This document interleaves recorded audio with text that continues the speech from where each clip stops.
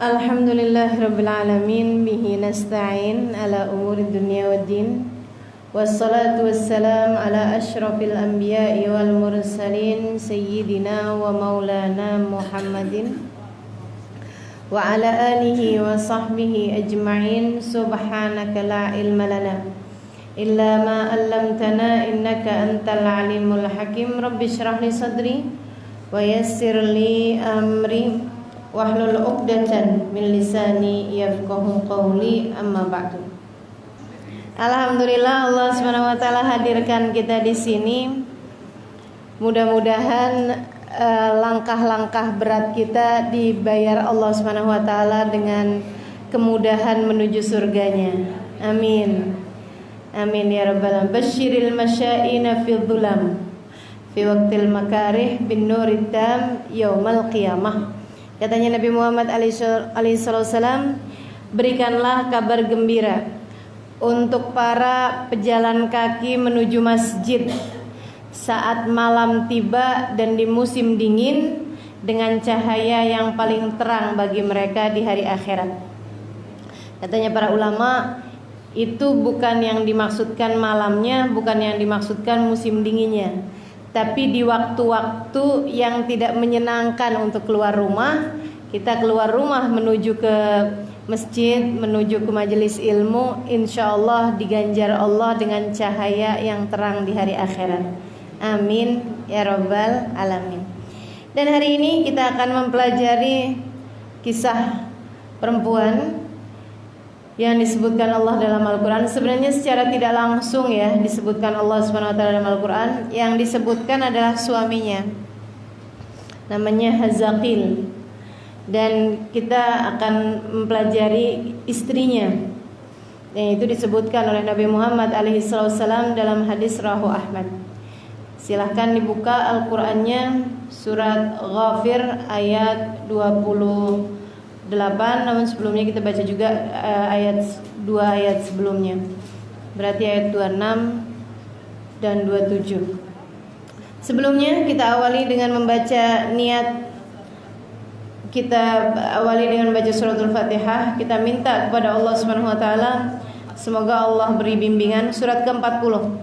Semoga Allah Subhanahu wa taala beri bimbingan, semoga Allah Subhanahu wa taala karuniakan segala kebaikan. Semoga Allah Subhanahu wa taala tambahkan kepada kita ilmunya. Semoga Allah Subhanahu wa taala karuniakan kepada kita hidayahnya. Semoga Allah Subhanahu wa taala bimbing kita untuk menjadi perempuan-perempuan yang solehah insyaallah. Semoga Allah kuatkan keimanan kita, Allah mudahkan seluruh hajat kita. Ala hadhihi niyyah wa bikulli niyatin salihah.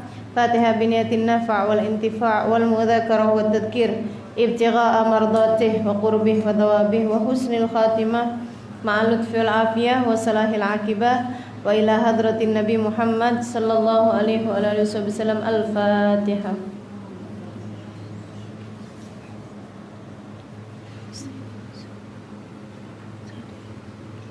Amin. A'udzu billahi minasyaitonir rajim. Bismillahirrahmanirrahim. Wa qala fir'aunu dharuni aqtul Musa wal yad'u rabbah inni akhafu an yubaddila dinakum aw ayyudhhira fil ardil fasad. Wa qala Musa inni 'udtu bi rabbi wa rabbikum min kulli mutakabbirin la yu'minu biyaumil hisab.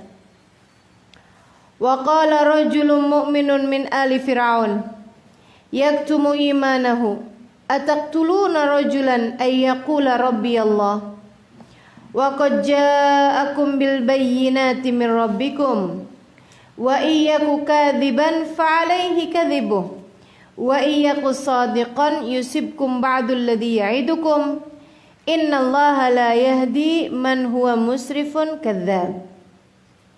Sadaqallahul azim. Wa qala Fir'aun, dan Fir'aun berkata kepada para pembesar-pembesarnya ketika melihat mukjizat-mukjizat dari Nabi Allah Musa alaihi salam. Ketika kalah para penyihir-penyihirnya ke para penyihir-penyihirnya Fir'aun untuk menghadapi Nabi Musa alaihissalam. Ketika tongkatnya Nabi Musa dapat memakan ular-ular yang dilemparkan oleh tukang-tukang sihirnya Fir'aun. Fir'aunnya berkata, "Zaruni aqtul Musa waliyad'u rabbah." Fir'aun marah. Katanya dia, biarkan aku membunuh Musa. Aku akan membunuh Musa dan jangan dihalangi. Waliyad'u rabbah, biarkan dia meminta kepada Tuhannya. Inni akhafu ayyubaddila dinakum aw ayyudhira fil ardil fasad.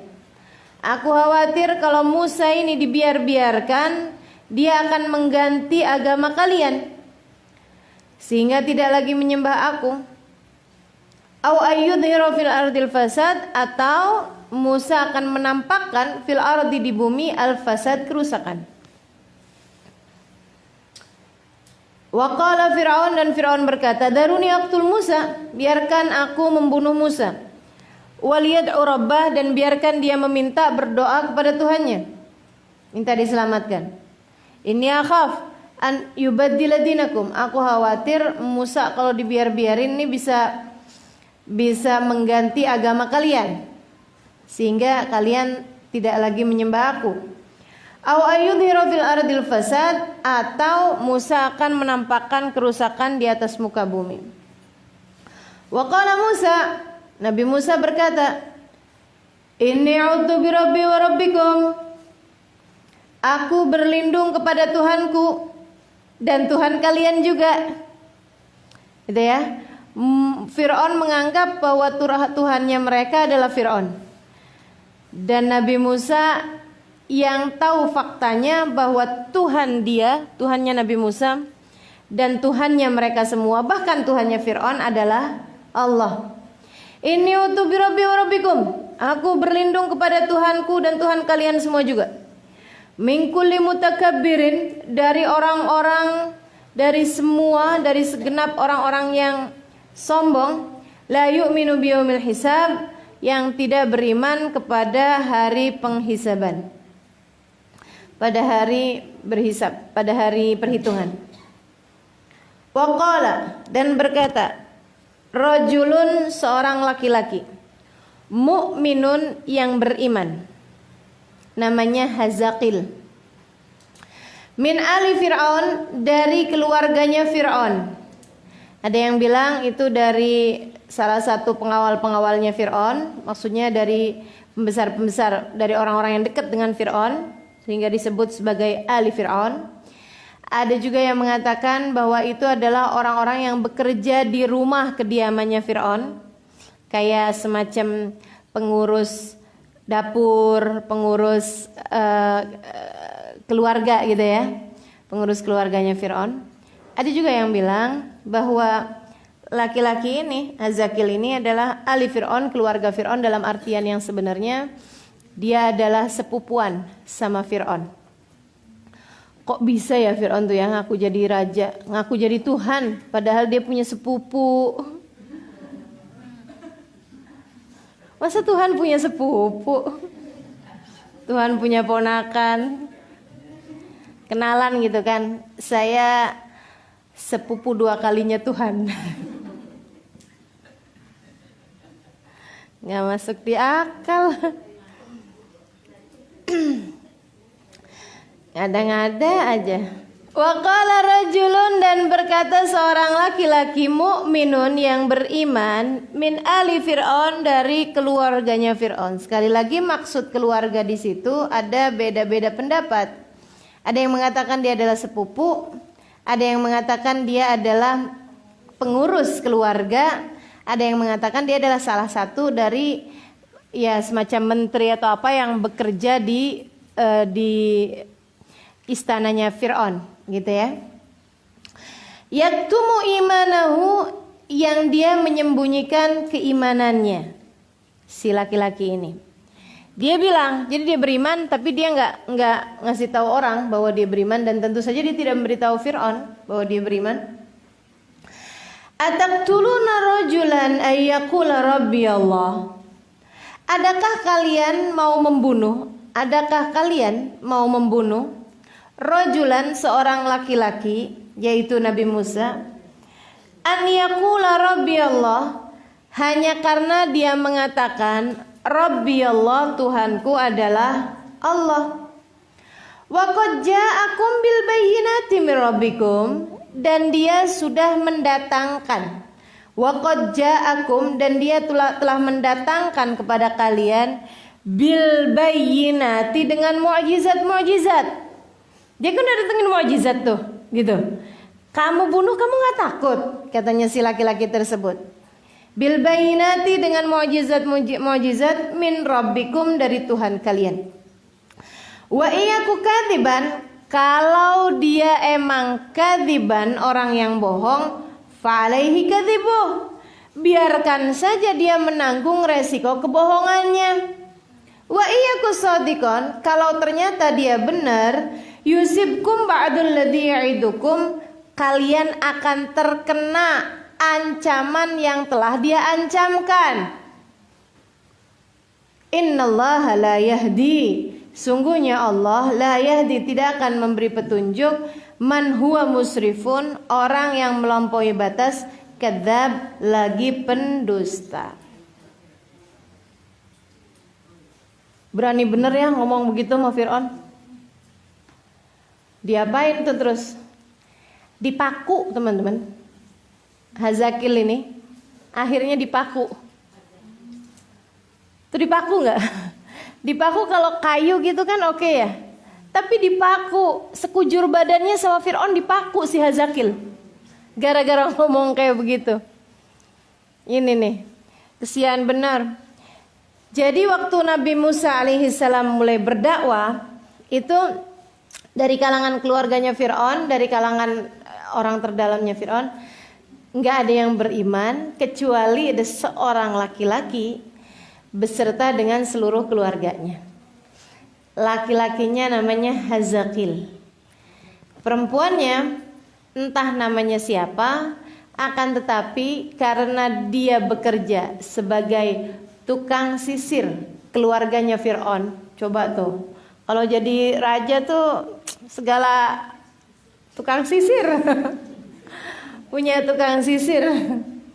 Asisten doang mah kalah. Manajer doang mah lewat. Tukang sisir, teman-teman. Ya Allah, luar biasa bener ya. Karena dia bekerja sebagai tukang sisir bagi keluarga Fir'aun, bagi anak perempuannya Fir'aun, akhirnya kemudian dia pun, orang biasa memanggilnya dengan panggilan Masyitah, artinya tukang sisir. Kalau sisir itu bahasa Arabnya apa? Itu tukang sisirnya. Tukang sisirnya bahasa Arabnya apa? Coba ngomongnya gimana coba? Toknya hilang gitu. Mim shin to, mush. Toknya di belakang. Iya. Teman-teman sekalian yang saya muliakan, jadi ini ceritanya ada keluarga beriman, dan tentu saja mereka karena tahu kebengisannya Fir'aun dan karena tahu kezalimannya Fir'aun, serta karena tahu tega hatinya Fir'aun menyiksa bagi orang-orang yang tidak beriman kepadanya, sehingga sekeluargaan ini kemudian memutuskan untuk menyembunyikan keimanannya. Dan tentu saja kita tahu bahwa selain daripada mereka sekeluarga, yang juga beriman kepada Allah dan Rasulnya, yaitu Nabi Musa, adalah istrinya Fir'aun yang bernama Asiyah. Kan gitu ya. Jadi ini dua orang perempuan nih, berada di lingkungan yang sangat keji, berada di lingkungan yang sangat durhaka, berada di lingkungan yang sangat kafir. Akan tetapi subhanallah, cahaya dalam hati mereka tidak redup, iman dalam jiwa mereka tetap bersinar. Kita belajar dari Asiyah dan dari Masyitah bagaimana keteguhan iman, bahkan dalam keadaan-keadaan yang sangat berat untuk mempertahankan keimanan. Teman-teman saudaraku sekalian, ini urusannya masih toh nih sama Hazakil dan keluarganya yang beriman ya. Itu urusannya kalau beriman itu bukan sama pekerjaan, bukan sama harta, tapi sama nyawa yang setiap orang itu diberi nggak pakai ada cadangannya. Kalau permainan games, nyawanya punya banyak cadangan, ya kan? Kalau orang hidup kan nyawa nggak ada cadangannya. Nah ini teman-teman saudaraku sekalian, di waktu yang sedang sangat berat-beratnya seperti itu, bisa ada orang beriman kepada Allah SWT dan Rasulnya. Gimana coba mereka mempertahankan keimanan? Waduh, luar biasa beratnya. Pertamanya si Hazakil nih, ketahuan pertamanya Hazakil. Jadi ceritanya mereka udah jalanin kehidupan beribadah pada Allah SWT, sholatnya apanya semuanya rapi, sekeluarga ini ya. Sampai kemudian Nabi Musa ketika, kan tahu ceritanya, Nabi Musa itu kan datang nih dari tempat persembunyiannya selama 10 tahun lebih ya. Selama 10 tahun lebih di tempatnya Nabi Allah Yakub alaihi salam. Nabi Musa ketika kemudian datang dari kan Nabi Musa itu kan diusir karena beliau membunuh orang ceritanya. Ini cerita lompat-lompat ya, mestinya urut-urutan. Cuman karena memang yang diminta di sini adalah menceritakan tentang perempuan, jadi agak repot. Ini perempuannya udah mau habis nih yang diceritain dalam Quran. Jadi ceritanya Nabi Musa alaihi salam itu kan asalnya tinggal sama Fir'aun, kan begitu? Sampai udah jadi dewasa. Nah ketika beliau jadi dewasa, jadi remaja gitu kan. Kalau umur zaman sekarang sekitar 20-an tahun. Umur zaman itu saya kurang paham berapa tahun, karena 60 aja katanya masih lagi lucu. Gitu, umur orang dulu kan panjang-panjang ya. Akhirnya kemudian Nabi Musa itu satu hari ada ngeliat tentaranya Fir'aun zalim lagi berbuat kezaliman kepada orang miskin. Dia kesel ngelihatnya. Nabi Musa ini kan memang hatinya baik, nabinya Allah SWT. Jadi kemudian fawakazahu Musa, ama Nabi Musa dilerai, didorong tuh orang. Kabarnya kekuatannya Nabi Musa adalah setara kekuatan 40 laki-laki yang kuat. Didorong doang sama Nabi Musa, duk, orangnya jatuh kayak berasa dihantam gada, kemudian meninggal dunia. Fakharra, gimana tuh bahasanya? Fawakazahu Musa fakharra mayyita. Nabi Musa dorong gitu doang, terus tiba-tiba orangnya jatuh dan meninggal. Waduh, Nabi Musa ketakutan. Pulang Nabi Musa, ada yang lihat nih orang-orang. Kemudian mereka membuat semacam demo, semacam protes gitu ya kepada Fir'aun. Kenapa tuh anaknya Fir'aun bisa bikin tentaranya Fir'aun menjadi meninggal gitu. Akhirnya ada orang ngasih tahu Nabi Musa, Musa kayaknya kamu kabur aja deh. Ini orang-orang nih kayaknya bisa bikin demo besar-besaran nih, kamu nih kayaknya akhirnya dibunuh karena membunuh orang kemarin itu. Oh gitu ya, oke deh, kabur Nabi Musa. Nah saat Nabi Musa kabur, wah berjalan nih berhari-hari lamanya, berwaktu-waktu lamanya, pingsan, jalan lagi, kemudian ketemu air, minum lagi, sampai jadi kurus, rambutnya jadi panjang. Karena nggak ada apa-apa begitu ya. Nabi Musa sepanjang jalanan melewatin gurun-gurun pasir, sampailah ketemu di Madian, di sebuah perkampungan. Nabi Musa dan ngelihat 2 orang perempuan. Kapan waktu saya ceritain insyaallah tentang perempuan ini, ternyata masih banyak ya belum diceritain. Ya, yaitu Safuro namanya. Dia ada ngelihat dia sama saudaranya lagi ngambil air gitu. Tapi karena yang laki-laki lagi pada ngambil air, dia minggir di bawahnya pohon gitu ya, berlindung dulu. Abis itu kemudian airnya udah diambil. Nabi Musa ngeliatin, kenapa gitu. Nabi Musa samperin, kenapa kalian enggak ngambil air? Katanya dua perempuan tersebut, kita nungguin sampai orang laki-lakinya bubar, soalnya kita malu, kita nggak mau desek-desekan sama laki-laki. Oh ya udah, saya aja ambilin. Diambilin sama Nabi Musa. Pulanglah dia. Katanya si bapaknya anak dua perempuan ini, kok cepet ngambil airnya nak? Iya ya, tadi dibantuin sama seorang pemuda. Oh gitu. Kayak apa orangnya? Begini. Nabinya Allah. Dia tahu nabi yang lain. Dia tahu bahwa Nabi Musa adalah seorang nabi atau calon seorang nabi. Gitu ya. Maka dia kemudian bilang, wahyu dari Allah SWT, panggil deh tuh dua orang, panggil deh laki-laki tersebut, bilang ayah mau balas kebaikannya.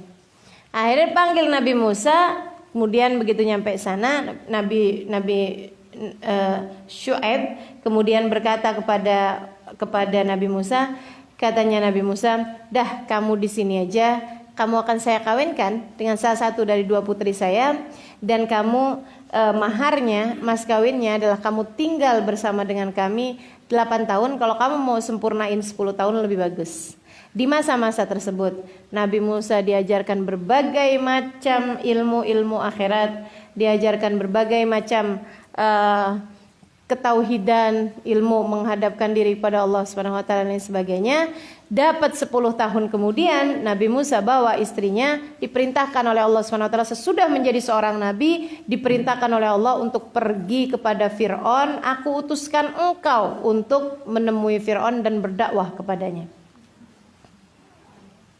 Nabi Musa dakwah. Firaunnya begitu ngelihat, gitu kan ya? Begitu Firaun yang lihat, nah anak gue nih dulu nih. Balik lagi, apa kabar? Musa. Katanya Nabi Musa, ayah sembahlah Allah.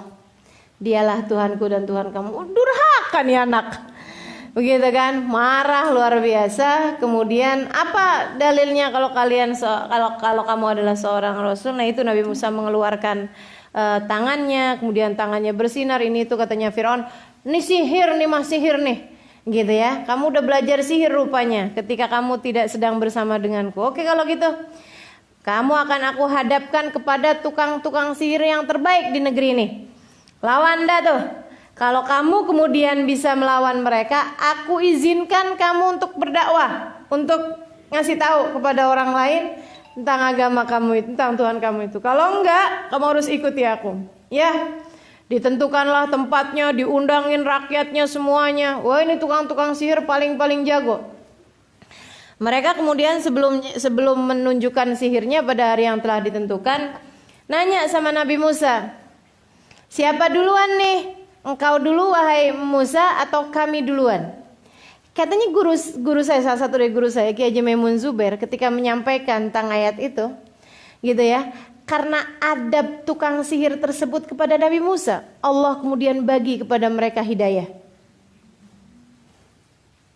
Teman-teman sekalian, adab, akhlak kepada orang lain itu berpengaruh dalam sebab Allah memberikan hidayah kepada kita. Makanya kita mesti adab sama siapapun. Jangan pernah tinggi hati dengan menganggap bahwa kebenaran hanyalah kebenaran kita, bahwa kebaikan hanyalah kebaikan kita, gitu ya. Oh enggak, kita ambil hikmah dari manapun, kita hormati siapapun. Kita hormati siapapun. Teman-teman sekalian, sebagai bagian dari penghormatan kita kepada Allah SWT, karena semua manusia di atas muka bumi ini, bahkan semua makhluknya Allah SWT di atas muka bumi ini adalah ciptaannya Allah. Siapa duluan wahai Musa yang mau melempar? Katanya si tukang sihir ini. Pamitan mereka. Engkau dulu silahkan melempar atau kami duluan? Amnahnul mulkin, atau kami yang melempar duluan? Kata Nabi Musa, bal'alku. Nabi Musa berkata, kalian aja dulu lempar duluan.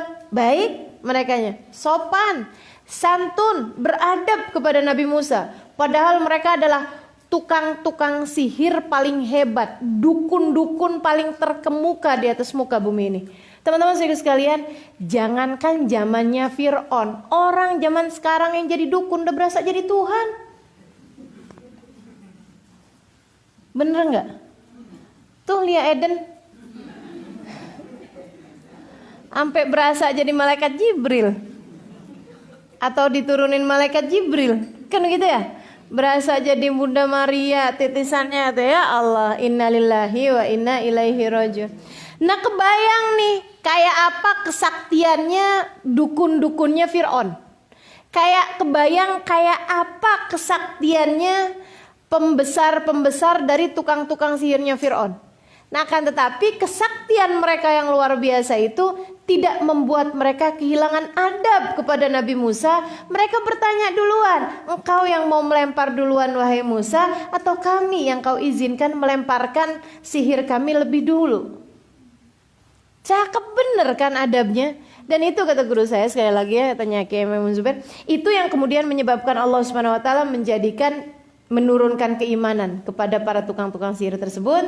Mereka kemudian para tukang sihir itu melemparkan talinya, kemudian talinya itu dalam pandangan rakyat yang gak ngerti sihir kayak ular. Kayak ular-ular kecil gitu ya. Padahal dalam pandangan sesama tukang sihirnya, mereka paham bahwa itu bukan ular, mereka tetaplah tali. Sebab yang namanya sihir tidak merubah fakta, mereka hanya mengelabui mata. Sihir itu tidak pernah merubah fakta, teman-teman sekalian. Yang ada adalah pengelabuhan terhadap mata. Matanya doang kita yang dibohongin gitu. Sebenarnya sih kejadiannya ya cuman itu aja, tali aja. Nah orang-orang yang nggak ngerti sihir ngelihatnya seperti ular. Jadi teman-teman sekalian saya muliakan, kayak sihir-sihir merpatinya jadi terbang ini apa segala macam, itu nggak ada sebenarnya. Yang ada adalah pengelabuhan terhadap mata orang yang melihatnya. Ilmu-ilmu sihir seperti itu. Akhirnya kemudian Nabi Musa pun melihatnya sebagai kacamata orang awam yang nggak ngerti ilmu sihir ya. Nabi Musa maksud saya awam dalam masalah ilmu sihir. Nabi Musa ngelihatnya juga ular. Waduh, gimana nih ya Allah? Saya mesti gimana nih ya Allah? Katanya Allah Subhanahu wa taala, "An alqi asak." Wahai Musa, lemparkanlah tongkatmu. Nabi Musa pun melemparkan tongkatnya. Nah, kalau yang ini bukan sihir, bukan sulap, bukan sihir. Tongkatnya Nabi Musa oleh Allah Subhanahu wa taala yang Maha menciptakan segala sesuatu, yang Maha berkata terhadap segala sesuatu, innama amruhu idza arada syai'an an yaqula lahu kun. Urusanku tinggal berkata apabila menghendaki segala sesuatu jadilah, maka jadilah sesuatu tersebut. Allah merubah. Nah, kalau ini merubah fakta. Yang asalnya memang adalah tongkat dirubah oleh Allah Subhanahu wa taala menjadi ular. Menjadi ular besar, dan itu ditunjukkan oleh Allah Subhanahu wa taala bahkan kepada penyihir-penyihir. Nih penyihir-penyihir nih ngelihat tongkatnya dia yang pertama nih, tongkatnya tukang-tukang sihir, sesama penyihirnya ngelihatnya kan tetap tali. Kalau tongkatnya Nabi Musa, mereka memang beneran ngelihatnya ular, memang bukan pengelabuan fakta. Bukan pengelabuan mata gitu kan. Emang asli faktanya ularnya berubah. Nah, di saat ularnya berubah itu kemudian sama Allah sekalian ditunjukin, ini beneran ular loh ini. Dia makanin ular-ular yang kecil dalam pandangannya orang. Dia makanin tali-tali dalam pandangan tukang sihir. Bisa kebayang gak? Dia makanin tuh atu-atu. Wah, yah, tukang sihirnya langsung fakharru lahu sajida. Tukang sihirnya langsung serentak semuanya sujud kepada Allah Subhanahu wa taala. Saya mengatakan ini amantu bi Rabbi Harun wa Musa. Kami beriman kepada Tuhannya Nabi Musa. Kami beriman kepada Tuhannya Nabi Musa dan Tuhannya Nabi Harun. Fir'aunnya marah. Fir'aun enggak ngerti sihir, tapi dia sangat merasa dirinya sebagai Tuhan. Kan begitu ya? Sangat-sangat besar, sangat-sangat sombong. Siapa yang perintahkan kalian buat sujud kepada Musa? Siapa yang nyuruh? Saya yakin nih, ini kalian nih udah sekongkolan duluan. Ini Musa nih pasti akabirukum. Pasti nih Musa nih ya, dia langsung menciptakan dalam pikirannya konspirasi. bahwa mereka ini udah sekongkolan duluan gitu ya. Bahwa kemudian pikirannya panjang bener ya. Bahwa mereka tuh udah janjian, oh nanti kamu duluan ya yang lempar, terus nanti begini gitu-gitu. Gitu katanya si Fir'aun itu. La usallibannakum ajmain. Katanya Fir'aun, liatin tuh ntar kalian saya salib semuanya. La uqatti'anna aydiyakum wa arjulakum min khilafin wa la usallibannakum ajmain. Saya akan potong-potongin tangan-tangan kaki-kaki kalian. Dan orang-orang penyihir tersebut begitu iman masuk ke dalam hatinya langsung mengatakan, la dhair, nggak ngaruh, nggak apa-apa, potong-potong gitu. Hebat bener ya. Saya jadi waktu baca kalimat la dhair, ya Allah, ini orang baru beriman beberapa menit doang udah bisa begitu. Nah kita beriman dari kecil gitu, diancam dikit aja, ya Allah, kena hal-hal sedikit aja. Kalau kamu pakai jilbab nggak boleh kerja di tempat ini lagi, langsung buka jilbab, begitu kan ya? Baru suaminya ngomong, kamu kayaknya kalau pakai kerudungan kelihatan lebih tua deh, langsung nggak pakai kerudungan. Ada yang begitu? Nggak ada ya? Alhamdulillah. Gitu, ya Allah, sedih bener rasanya gitu ya. Nah ini penyihir-penyihir Fir'aun baru beberapa menit beriman udah bisa langsung bilang la dhair, nggak ngaruh, nggak apa-apa, silakan aja. Padahal ancamannya la uqatti'anna aydiyakum wa arjulakum min khilafin wa la usallibannakum ajmain. Kesel nih Fir'aun ini, habis kejadian tersebut dia masuk ke balairung istana, dikumpulin para pemuka-pemukanya, kumpulin semuanya. Dia bilang, wa qala Fir'aun daruni aqtul Musa waliyat urabbah. Udah dah, keputusan sudah bulat. Katanya si Fir'aun, saya mau bunuh Musa. Waliyat urabbah, biarin dipanggil Tuhannya, minta-minta pertolongan sama Tuhannya. Katanya Fir'aun, inni akhaf an yubaddila dinakum. Aku takut nih. Padahal ya kalau ngelihat ucapannya, nah lo Tuhan, masa Tuhan takut? Kita aja bukan Tuhan bisa bilang siapa takut. Orang beriman aja bisa ngomong seperti itu ya. Yang kayak tadi tuh penyihir-penyihirnya Fir'aun yang kemudian beriman langsung bilang la dhair, nggak ngaruh, nggak takut kita. Mau kamu potongin tangan kaki kita, mau kamu sembelih kita, mau kamu salib kita, nggak jadi masalah gitu. Ini Fir'aun ngaku Tuhan, tapi dia bilangnya inni akhaf an yubaddila dinakum. Saya takut kalau Musa dibiarin hidup nanti ngerubah agama kalian. Kalau kamu Tuhan ngapain takut? Kalau Tuhan jadi tempat kembalinya yang pada takut. Gitu ya? Kita kan takut kembali kepada siapa? Kembali kepada Allah. Nah kalau dia Tuhan dan dia takut, baliknya sama siapa? Gitu. Jadi aneh memang ucapannya nih. Fir'aun ini antara-antara gitu. Dia tuh ngaku-ngaku jadi Tuhan, tapi dia juga ngaku-ngaku kalau saya tuh sebenarnya bukan Tuhan. Bingung sendiri nih sama jati diri dan status dirinya sendiri. Tuhankah dia ataukah bukan? Ini akhafu an yubaddila dinakum aw yudhira fil ardil fasad. Aku khawatir Musa kalau dibiarkan hidup dia akan mengganti agama kalian, bikin kalian murtad sehingga keluar dari penyembahan kepadaku, aw ayudhira fil ardil fasad, atau akan membuat kerusakan di atas muka bumi ini. Ada Musanya di situ. Nabi Musa bilang, Musa, jadi kamu mau aku bunuh? Kata Nabi Musa, inni a'udzu birabbi wa rabbikum. Kalau kamu memang mau bunuh saya, ya aku akan mohon perlindungan. Karena aku kan makhluk aja. Saya kan hamba aja, saya emang gak ngaku jadi Tuhan. Jadinya kalau kamu mau bunuh saya, ya aku akan berlindung. Kepada siapa kamu berlindung? Ila rabbi wa rabbikum. Kepada Tuhanku dan Tuhan kamu juga kan Pak Fir'aun. Min kulli mutakabbirin la yu'minu biyawmil hisab. Dari segala kekejian orang yang sombong, yang tidak beriman kepada hari penghisaban. Ya udah, pokoknya saya mau bunuh, katanya si Fir'aun nih. Orang ini nih, siapa tadi namanya? Ghafir nama suratnya mbak. Hazakil. Hazakilnya bilang, kayaknya begitu ngelihat, nih kayaknya Fir'aun beneran nih mau bunuh Nabi Musa nih. Aduh, ya Allah, jangan ya Allah, Nabi Musa jangan sampai celaka. Mendingan saya jadi yang celaka deh, gitu. Akhirnya kemudian dia maju gitu. Fir, jangan gitu napa Fir? Kan sepupuan. Sepupuan kan ngakrab dikit ya. Wa qala rajulun mu'minun min ali Fir'aun. Berkata nih orang beriman dari keluarganya Fir'aun nih Hazakil. Yang yaktumu imanah, dia menyembunyikan keimanannya. Ataqtuluna rajulan yaqulu rabbuhullah.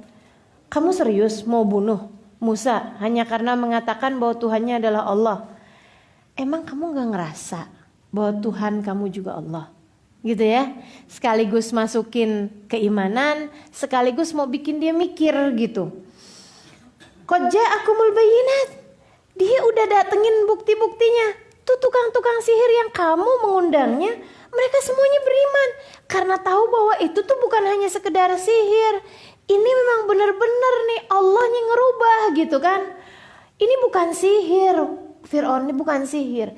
Ini adalah bayinat. Ini adalah kebenaran. Ini adalah bukti kekuasaan Allah Subhanahu wa taala. Ini adalah mukjizat. Dia udah mendatangkan mukjizat dari Tuhan kita semuanya. Kamu serius mau bunuh dia? Wa iyyaku kadiban fa alaihi kadibu. Kalau dia emang bohong, ya udah biarin aja dia dengan kebohongannya. Kalau dia benar, kemudian kita dihancurkan sama Tuhannya, sama Tuhan kita semuanya, gimana menurutmu? Kan yang susah kita juga. Ayo deh Fir, mikir lagi gitu maksudnya. Itu ya, diinin gitu sama dia gitu.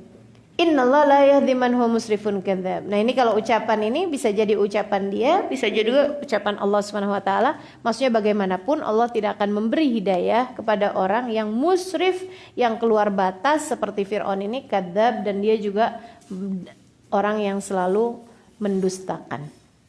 Seorang pendusta. Jadi katanya Allah, ya mau dia ngomong apa juga, Fir'aun sih udah terlanjur musrif, udah terlanjur keluar batas gitu. Jadi nggak akan beriman juga. Fir'aun ya begitu diomongin kayak begitu, bukannya mikir iya ya gitu kan, nggak mikir kayak begitu gitu. Dia mikirnya malah kayak begini. Wah nggak beriman nih Hazakil nih. Sini digantung si Hazakil, dipaku. Teman-teman saya sekalian, dipaku, tangannya dipaku, tok tok tok tok tok tok tok, berapa paku gitu. Kakinya dipaku, tok tok. Ya ampun. Itu kayu apa badan orang ceritanya si Fir'aun ini. Orang keji tuh naudzubillah ya. Kayaknya nih si Fir'aun nih rada bukan psikopat menurut saya nih. Sampai bisa kepikir buat maku orang kan. Ya Allah, ya Allah. Dipaku. Belakang rumah di pohon paku gitu ya. Habis itu kemudian Asiyah lihat, sedih Asiyah, nangis Asiyahnya. Ya Allah, suami saya kayak gitu amat ya. Hazakil yang dia sayangin. Nah Hazakil nih punya istri. Istrinya sekali lagi beriman juga, namanya Masyitah, sebagai tukang sisirnya keluarga istana. Lagi pas dateng nyisirin Asia, Masitohnya dibilangin, Masitoh, iya Tuan, yang sabar ya. Kenapa Tuan? Oh kamu belum tahu. Kurang lebih nih ya. Apaan Tuan? Suami kamu belum tahu. Iya sih belum pulang ke rumah. Sampai saya jalan nih ke sini belum pulang ke rumah. Oh. Iya. Dia sekarang sudah meninggal dunia. Kaget banget kan. Tapi dia meninggal sebagai syahid, sebagai orang yang telah mempertahankan keimanan. Terus diceritain. Asiyah kemudian memperlihatkan kepada Masyitah suaminya yang sudah habis dipaku-paku itu. Ya nangis. Udah habis itu, tapi ya mau gimana? Tetaplah bertahan Masyitah. Iya Tuan. Aku akan kasih pada kamu, ya maksudnya buat makan, buat ini apa segala macam, tetaplah bertahan. Iya. Udah pulang, diurusin anaknya. Dia punya anak 2. 1, ya gitulah ya. Kalau umur saya nggak perkirakan, tapi maksudnya anak-anak lah yang satu lagi masih menyusu, yang satu lagi masih dalam gendongan. Akhirnya kemudian selang seminggu, 2 minggu, 3 minggu, berapa saat dari terbunuh suaminya, emang hati Mas Ito juga rasanya kayak yang, udah deh, semakin berat saja hidup ini dengan mempertahankan keimanan, kayaknya mati lagi gampang. Kayaknya meninggal dunia lebih mudah bagiku daripada harus hidup dengan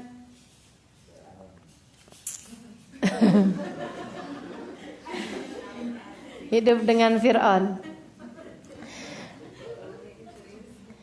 Satu hari, teman-teman sekalian, nih ya, jadiannya nih satu hari, si Mas Ito ini lagi nyisirin anaknya Fir'aun. Jadi Fir'aun tuh punya anak, kemudiannya perempuan, namanya siapa? Fir'aunah. Nggak tahu saya namanya, pokoknya punya anak perempuan ya. Punya anak perempuan, rambutnya bagus. Nama si Toh ini juga kerjaannya nyisirin rambut anaknya gitu. Selain daripada nyisirin rambut istrinya Fir'aun ya. Saya tidak pasti apakah itu anak dari Asia atau dari istri yang lain. Saya nggak pasti juga siapa nama istrinya Fir'aun yang lain. Nggak terlalu saya pelajarin sejarahnya, karena kita kan pelajarinya sejarahnya yang berimannya ini ya. Walhasil, alakulihal, pokoknya satu hari ini ceritanya si Mas Ito ini lagi nyisirin rambut anaknya, sambilan nyisir nih sambil, nih anaknya Fir'aun nih udah bunuh laki saya. Sedih gitu dia tuh, udah suaminya meninggal, anaknya masih kecil-kecil. Mereka tentu saja beriman kepada Allah, tapi rasanya hidup kok semakin berat aja. Biasanya seapa-apaan ada suami. Di antara kehidupan orang-orang di sekelilingnya nggak ada yang beriman, teman-teman saudaraku sekalian. Kebayang kayak apa beratnya. Mau cerita, mau ini, mau itu, mau curhat, gimana mau curhat sama siapa coba? Akhirnya lagi tengah-tengahan nyisir nih anak, sisirnya jatuh. Kaget nih karena ngelamun tadi itu ya. Sisirnya jatuh, waktu sisirnya jatuh kemudian dia secara refleks dia bilang Bismillah. Ya.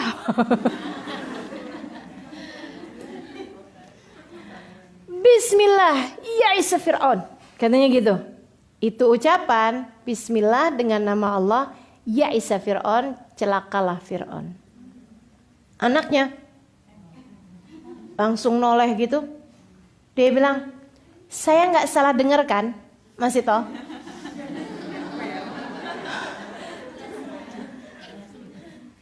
Kamu nggak beriman ya sama bapak saya? Katanya Mas Ito, saya beriman kepada Allah, Tuhan yang Maha Benar. Kayaknya udah yang mati-mati deh gitu ya. Nyusul suami kayaknya lebih ringan nih hidup daripada harus seperti ini, kayak gitu. Jadi sekalian dijawab, dia bilang, iya, saya beriman kepada Allah SWT, kepada Tuhannya Nabi Musa. Ayah kamu bukanlah Tuhan. Nah, sekalian dibuat dakwah sama Fir'aun, sama Mas Ito. Ayah kamu bukan Tuhan. Kamu yakin kalau dia Tuhan gitu? Mas Ito, kamu sadarkan apa yang akan terjadi kalau saya adukan ucapan kamu ini kepada ayah saya? Katanya Mas Ito, saya sadar penuh, tidak ada yang saya khawatirkan, karena Allah SWT senantiasa bersama dengan saya. Dia kemudian langsung ditinggalinnya Mas Ito, dia lari ketemu sama bapaknya. Dia bilang sama bapaknya, sama Fir'aun, dia bilang, Pak, tuh Mas Ito tuh gak beriman. Dia tadi waktu nyisir, sisirnya jatuh, dicerita kemudian. Wah, Fir'aun marahnya luar biasa. Aku udah ngira kayak begitu, dia emang bininya Hazakil. Dia diajak tapi masih sama Fir'aun nih masih yang oke. Gini deh, Mas Ito, apakah kamu beriman bahwa aku adalah Tuhanmu? Enggak, Tuhan. Kamu yakin? Yakin, Tuhan. Orang dianya sendiri sebagai Tuhan gak yakin kalau dia Tuhan. Gimana yang mau nyembah yakin ya? Akhirnya kemudian, aku akan menyiksamu kalau kamu tidak meyakini bahwa aku sebagai Tuhan. Tuhan, bagaimana mungkin kau sebagai Tuhan? engkau sendiri tidak bisa mengendalikan. Oh, pokoknya gitulah dijawab sama Fir'aun. Fir'aunnya tambah marah. Akhirnya kemudian katanya Fir'aun, didihkan minyak panas. Teman-teman sedikit sekalian, dididihkanlah, ada tempat dari tembaga gitu ya, dimasukin minyak di situ sampai kemudian dididihkan. Besar tempatnya, itu memang tempat penyiksaan bagi orang-orang yang tidak beriman kepada Fir'aun gitu. Diancamnya biasanya disiksanya di sana. Udah tuh datengin tempat sebesar-besar apaan, di situ dididihkan minyak panasnya, kemudian didatangkanlah satu demi satu keluarganya. Panggil semua. Ada 2 anaknya masih toh kan, suaminya kan udah meninggal, dia punya 2 anak. Yang pertama kali dilempar adalah anaknya yang kecil, bukan yang paling kecil, yang nomor 1, yang masih kecil juga, balita gitu kan. Dipelukin sama Masito, ya Allah, kayak apa tuh seorang ibu melihat anaknya kemudian dilemparkan seperti itu. Anaknya nangis, kejar, tapi kemudian ditarik tangannya, lemparkan, dek. Ya tafatat, sampai udah tinggal tulang. Habis itu kemudian tahu ya tafatat, bercerai-berai gitu, langsung dagingnya kena panas itu ya, kayak tinggal tulang. Nah Masito sebelum dia dilemparkan itu Masito bilang gitu, bolehkah aku meminta permintaan terakhir padamu wahai Tuan? Kama Fir'aun. Dia bilang apaan? Tolong saya minta agar tulang-tulang kami nanti dikumpulkan jadi satu dan kuburkan. Baik, katanya Fir'aun. Akhirnya kemudian udah tuh satu diambil tulang-tulangnya. Udah mateng. Sedih bener ya. Habis itu kemudian anak perempuan, anak kecilnya itu masih dalam dekapannya Masito, diambil secara paksa. Masitonya ini beratnya luar biasa, dan anaknya kemudian ngelihat ke ibunya, dan ini salah satu dari yang disebutkan oleh Nabi Muhammad sebagai anak yang bisa berbicara dalam buayan. Salah satu anaknya Masito ini. Dia bilang begini, la takhaf ya ummah fa inna rabbunallah. La takhaf ya ummah fa inna masirona ilallah, gitu. Jangan takut Bu, kan kita baliknya ke Allah. Indahnya ya. La takhaf ya ummah fa inna masirona ilallah. Itu dia bilang. Jangan takut, jangan ragu-ragu Ibu, nggak apa-apa. Dunia memang kayak begini. Jauh lebih mudah bagi kita menjalaninya di akhirat. Fa inna masirona ilallah. Itu dengar anaknya ngomong kayak gitu, dia lepaskan anaknya, kemudian anaknya pun dilemparkan. Gak mau lihat Masito. Gak lama kemudian dia pun diambil dan dilemparkan juga ke dalam sana. Teman-teman sedikit sekalian yang saya muliakan, ia pun kemudian Fir'aun masih jalanin ya apa yang dia janjikan. Diambil tulang-tulangnya kemudian dikuburkan. Bersama-sama tuh Masito, anaknya lagi. Itu kuburnya, tulang-tulangnya dijadikan satu. Sewaktu Nabi Muhammad alaihi wasallam Isra dan Mi'raj, ketika dia melewati daerah Mesir berarti ya, tempat istananya Fir'aun. Waktu Nabi Muhammad lewat di sana, Nabi mencium bau yang semerbak. Nabi bertanya kepada malaikat Jibril, "Ma hadhihi raihah ya Jibril?" Duh, wangi bener nih, wanginya apaan wahai Jibril? Katanya malaikat Jibril kemudian, ini adalah wewangian Masito dan keluarganya di dalam kuburnya. Wewangian yang Allah SWT berikan kepada Masito dan keluarganya yang beriman kepada Allah SWT. Subhanallah. Hadisnya rawahu Ahmad. Teman-teman sedikit sekalian yang saya muliakan, belajar apa nih kita nih dari Masito? Keteguhan iman dalam keadaan badai, dalam keadaan beratnya kehidupan. Tetaplah beriman. Jangan jadi orang yang mudah menyerah. Kita harus pahami makna prioritas teman-teman saudaraku sekalian. Iman nomor 1, nggak bisa ditanggalkan. Jangan pernah kalahkan Allah untuk siapapun. Nih ya, jangan pernah kalahkan Allah untuk siapapun. Sekali lagi, jangan pernah kalahkan Allah buat siapapun. Buat suamimu kah, buat ayahmu kah, buat ibumu kah, buat harta dunia kah, buat urusan segala urusan. Jangan pernah kalahkan Allah buat siapapun. Dunia mah bentaran aja. Apa yang terjadi kepada Hazakil, apa yang terjadi kepada Masyitah, apa yang terjadi kepada dua anaknya, itu sesuatu hal yang menyedihkan ketika mereka merasakannya. Akan tetapi tidak menjadi satu penyesalan tentu saja dari sejak mereka memutuskan sampai dengan sekarang. Penyesalannya tentunya kepada mereka-mereka yang tidak beriman kepada Allah Subhanahu wa taala. Itu para pengikut-pengikutnya Fir'aun yang dengan setia sujud-sujud sama Fir'aun, padahal mereka tahu nggak bakalan Fir'aun itu Tuhan. Ya kan begitu ya? Fir'aun itu teman-teman saudaraku sekalian, saya udah lihat loh muminya, nggak ganteng. Saya udah lihat loh muminya Fir'aun, nggak cakep dan pendek. Ya Allah, luar biasa ya. Kebayangnya kan kita kalau bayangin Fir'aun selama ini kan kayak tinggi gitu kan, secara postur tuh pantas gitu buat ngaku jadi Tuhan.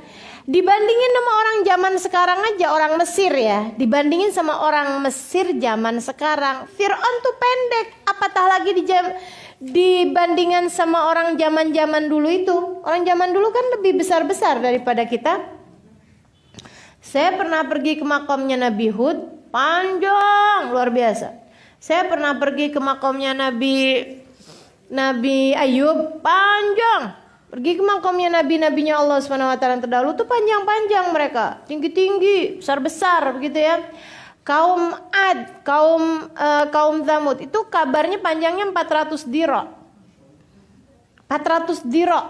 Satu diro itu 1 diro itu 40 cm sekitar. Setengah meteran sekitar. 400 diro sekitar 200-an meter. Itu kaum Ad ya, yang terdahulu. Orang terdahulu kayak Nabi Adam, nabi awal tuh tinggi-tinggi teman-teman saudaraku sekalian. Kenapa? Karena buminya segini, kalau orangnya kecil-kecil keburu mati. Kan begitu? Zaman itu mau nyari makanan apaan coba makanannya? Gitu. Jadi mereka itu perlu harus tinggi-tinggi buat bisa bertahan hidup. Nah, apa makanan yang mereka makan? Ngerogohin laut. Mereka pergi ke laut.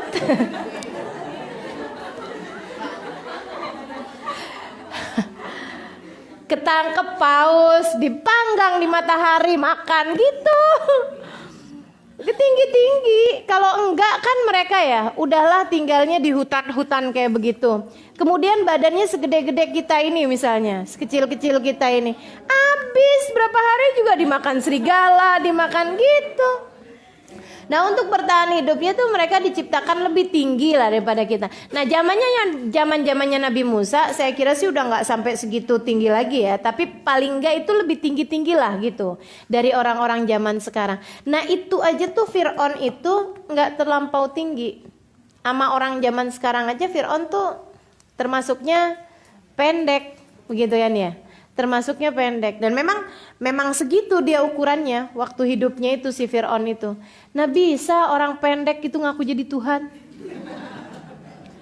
ngaku jadi nabi aja nggak mantes ya, ngaku jadi Tuhan pula. Subhanallah, luar biasa benar kan.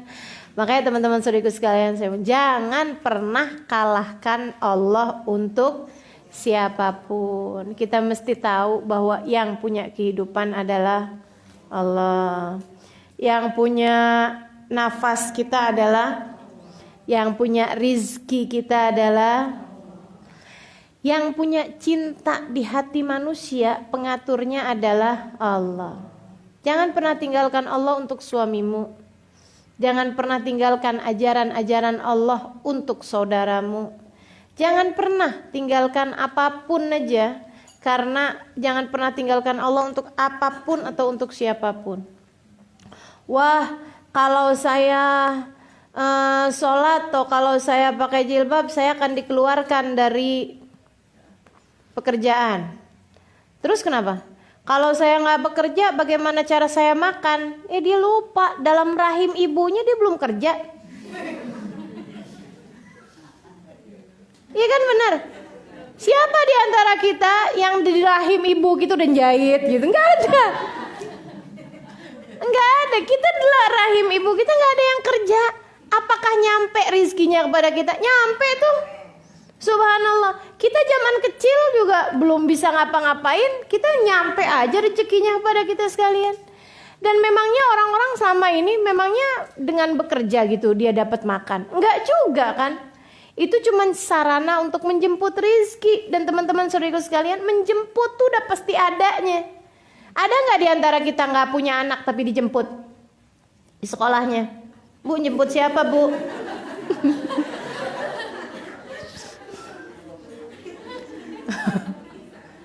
Iya, saya pergi ke sekolah nungguin gitu ya.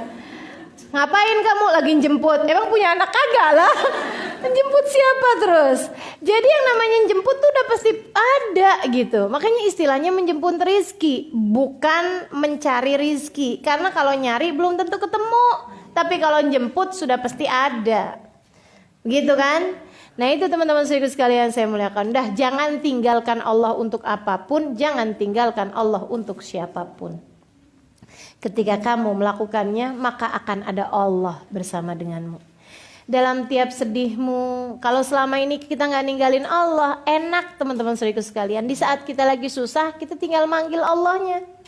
Kan begitu? Tinggal kita panggil aja Allah. Ya Allah, susah nih Allah, gitu kan? Ya Allah, diceraiin ya Allah sama suami saya ya Allah. Tinggal kita panggil Allah. Kalau kita gak pernah ninggalin Allah. Nah kalau kita selama hidup kita dibayar ninggalin Allah, kemudian habis itu tinggalin sama suami. Ya Allah, tinggalin sama suami nih ya Allah. Kata Allah dari kemarin-kemarin sudah ninggalin kamu. Nah loh, ya Allah kan sedih kita. Nah itu makanya teman-teman saudara sekalian, jangan pernah tinggalkan Allah untuk siapapun. Ini diajarkan oleh Masyitah terhadap kita sekalian. Diajarkan oleh Hazakil untuk kita sekalian. Apalagi yang diajarin? Apalagi? Jangan pernah meninggalkan berdakwah. Kan gitu? Si Hazakil ngebelain Nabi Musa. Emang gak tahu kalau taruhannya nyawa? Tahu persis. Tapi apakah itu menyurutkan beliau untuk berdakwah? Enggak tuh. Tahu persis. Ini saya gak ngomong kayak begini. Saya kalau ngomong kayak begini nih dihukum nih saya. Wah udah tahu persis dia. Tapi dia tetap aja bilang. Katanya dia bilang apa? Apa dia bilang? Ataqtuluna rajulan ayyakula rabbi Allah. Adakah kamu mau membunuh seseorang hanya karena mengatakan bahwa Tuhannya adalah Allah? Wa qad ja'akum bil bayyinati mir rabbikum. Ini kan dakwah nih. Fa iyyaku kadziban fa alaihi kadzibuh. Wa iyyaku shadiqan yusibkum ba'dul ladzi ya'idukum. Gitu. Ucapan ini adalah ucapan dakwah dan itu tidak ditinggalkan oleh Hazakil bahkan di saat-saat dalam keadaan taruhannya nyawa sekalipun. Lantas apa yang membuatmu meninggalkan berdakwah padahal tidak ada taruhan nyawa bagimu? Kenapa membiarkan aja ada saudaramu nggak ngerti agama, biarin aja. Ada teman-temanmu jauh dari agama, kenapa biarin? Kenapa nggak peduli? Pedulilah teman-teman saudaraku sekalian, pedulilah. Udah ngajakin ustazah, dia nggak mau juga ustazah. Ya udah, kalau udah ngajakin, ya urusannya beda. Nih Hazakil juga kan cuma ngajakin. Masih toh cuma ngajakin sama anaknya. Apakah ikut? Enggak ikut. Tapi setidaknya urusanmu sama tanggung jawab sebagai muslim kamu sudah laksanakan. Saudaraku sekalian saya muliakan, di zamannya Bani Israel dulu, itu ada seorang di zaman dulu ya ini ya. Ada satu kaum berdurhaka kepada Allah Subhanahu wa taala. Ada satu kaum nih, pokoknya isinya durhaka deh gitu. Enggak ada yang menjalankan perintah Allah Subhanahu wa taala kecuali seorang laki-laki yang beribadah di dalam gua. Dia doang nih ibadah aja dalam gua gitu. Dia zikir, dia sholat, dia ibadah, dia zikir lagi, dia istighfar, dia sholat, kayak gitu di dalam gua. Yang lainnya sisanya yang di luar gua, semuanya ngerjain maksiat, semuanya ngerjain dosa, semuanya ngerjain kedurhakaan pada Allah Subhanahu wa taala. Saling bunuh, saling caci, saling ini itu, nggak ada yang ingat sama Allah. Minum minuman keras, makan riba, semau-mau mereka sendiri udah.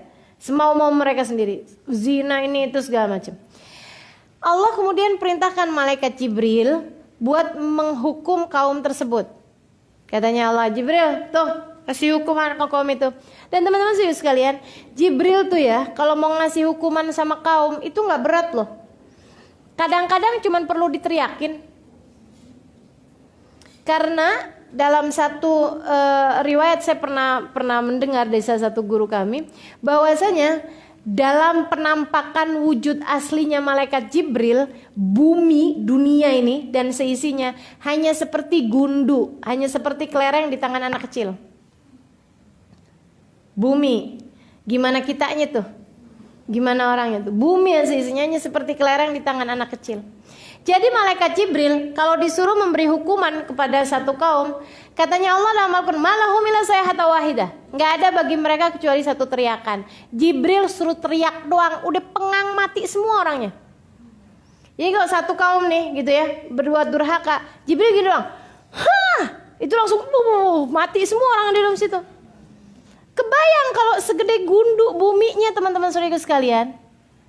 Itu orangnya segede apa? Diteriakin sama anak kecil tersebut apa enggak pengang semuanya?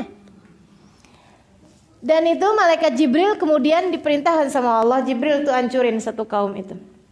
Katanya malaikat Jibril gini, ya Allah, baik aku segera laksanakan. Cuman satu pertanyaan ya Allah, tuh yang laki-laki yang lagi ibadah di gua gimana ceritanya tuh? Maksudnya apa diselamatin dulu gitu ya? Apa ditaruh dulu ke tempat yang lain? Apa yang dia doang nih diamankan gitu sehingga nggak kena azab? Kata Allah Subhanahu wa taala, bihi fabda'u. Mulai dari dia duluan. Malaikat Jibrilnya kaget sama kayak teman-teman barusan. Hah? Ya Allah, nih maksudnya gimana nih ya Allah? Katanya Allah Subhanahu wa taala, aku sakit hati kepadanya. Maksudnya aku kesel, aku marah kepadanya karena dia tidak pernah bergerak satupun bulunya melihat kemaksiatan kepadaku dikerjakan orang di sekelilingnya. Enggak punya ghirah terhadap agama. Enggak punya kecemburuan terhadap agama. Enggak sensitif. Kayaknya tuh dia kepengen masuk surga sendirianan doang. Dia pikir surganya jadi sempit kali kalau rame-rame. Dia kepengen jadi eksklusif gitu maksudnya. Gitu ya. Biarin dah semuanya pada masuk neraka, yang penting gue selamat. Gitu kali dia pikir. Nah teman-teman saudaraku sekalian yang saya muliakan, selalulah berkata kepada semua teman-teman di sekeliling kita gitu ya. Kalau surga gak ada kamu gak rame. Surganya kalau nggak ada kamu nggak ramai kan gitu ya. Maka berusahalah untuk mengajak setiap orang menuju jalan surga. Tentu saja dengan cara masing-masing. Tentu saja dengan ilmu yang sebisa yang kita mampu. Tentu saja dengan ajakan-ajakan yang membuat dia merasa tidak jauh dari agama. Teman-teman sekalian, jangan suka nyalah-nyalahin. Kalau nyalah-nyalahin bikin orang malah jadi semakin jauh dari agama. Begitu kita ketemu orang sepupu kita atau apa lagi kumpul-kumpul bajunya pakai bikini gitu ya. Na'udzubillah.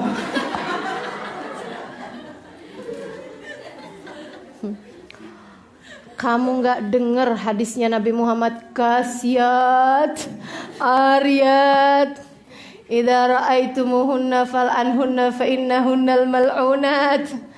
Ada orang perempuan berpakaian tapi seperti telanjang. Apabila kamu lihat dia, laknatlah karena perempuan tersebut terlaknat.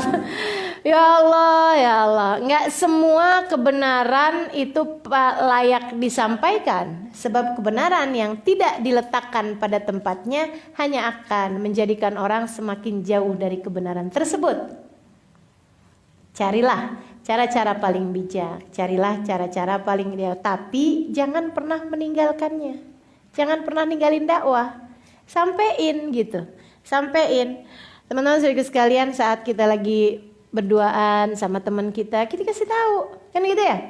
Saat kita lagi enak ngobrol-ngobrol sama adik kita, sama kakak kita, kasih tahu gitu.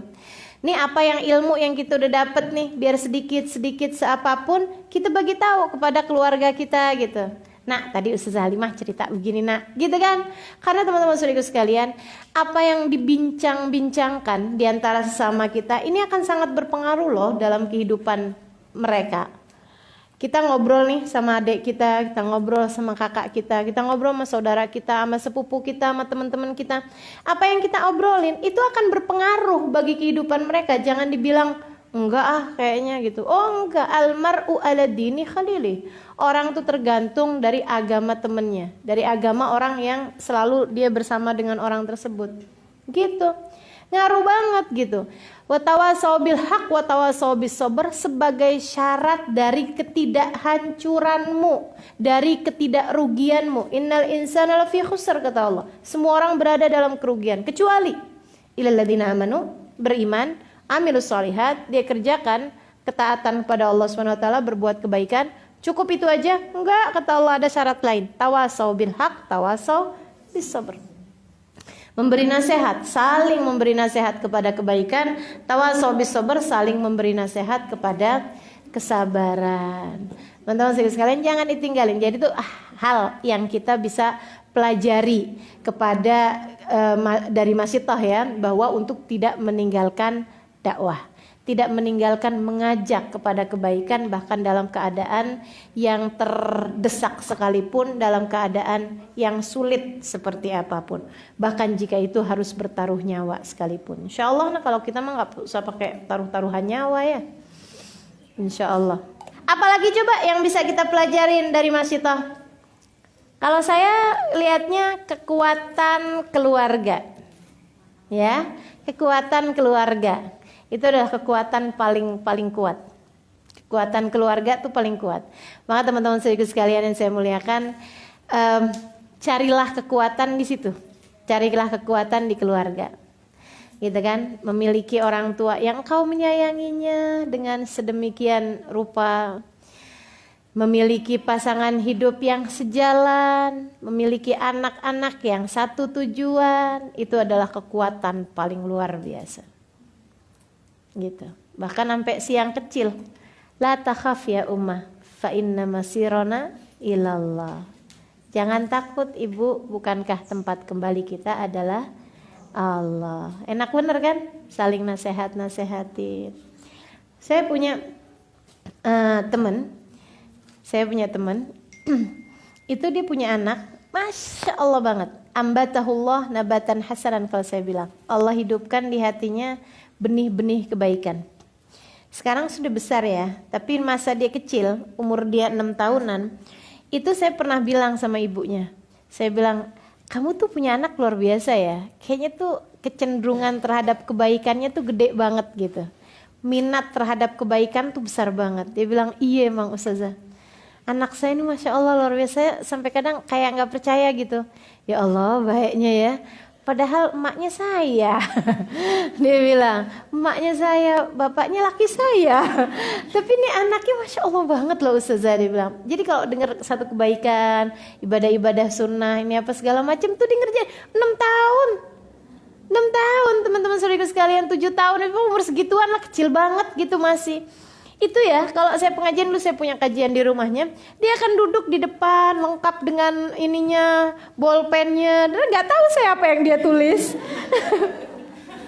Lucu, mana cantik gitu kan anaknya. Ntar kalau misalnya mic-nya mati atau apa gitu, sok-sok sibuk.